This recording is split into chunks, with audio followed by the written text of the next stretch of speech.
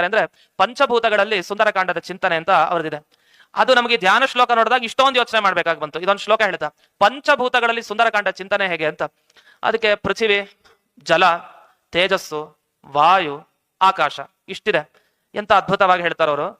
ನಾವು ಒಂದು ಚೂರು ಯೋಚನೆ ಮಾಡಿದ್ರೆ ಅದು ಇಡೀ ಗೊತ್ತಾಗೇ ಬಿಡತ್ತೆ ನಮಗೆ. ಪೃಥ್ವಿ ಅಂತ ಕೂಡಲೇ, ಪೃಥ್ವಿ ಅಂದ್ರೆ ಭೂಮಿ.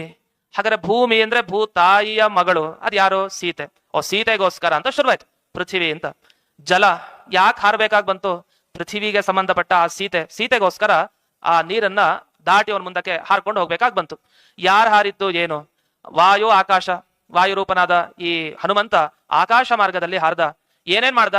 ತೇಜಸ್ಸು, ತನ್ನ ಬಾಲದಲ್ಲಿ ಆ ಬೆಂಕಿ ಹಚ್ಚಿಕೊಂಡು ಎಲ್ಲಾ ಕಡೆ ಸುಟ್ಟು ತಾನು ಅದೇ ಆಕಾಶ ಮಾರ್ಗದಲ್ಲಿ ಅದೇ ವಾಯುವಿನ ಮುಖಾಂತರ ಅದೇ ನೀರನ್ನ ವಾಪಸ್ಸು ದಾಟ್ಕೊಂಡು ಬಂದು ಪೃಥ್ವಿ ಪತಿ ಅಂದ್ರೆ ಸಮಗ್ರ ಭೂಮಂಡಲಾಧಿಪತಿ ಯಾರು? ಶ್ರೀರಾಮಚಂದ್ರ, ಅವನ ಪಾದಕ್ಕೆ ಎರಗದ ಅಂತ ಮುಗುದೇ ಹೋಯ್ತು. ಸತ್ಯಧರ್ಮ ತೀರ್ಥರು ಕೇವಲ 5 ಭೂತಗಳಷ್ಟೇ, ಪಂಚಭೂತಗಳಲ್ಲಿ ಇಡೀ ಸುಂದರಕಾಂಡದ ಚಿಂತನೆ ಅಂತ ಮಾಡಿದ್ದಾರೆ.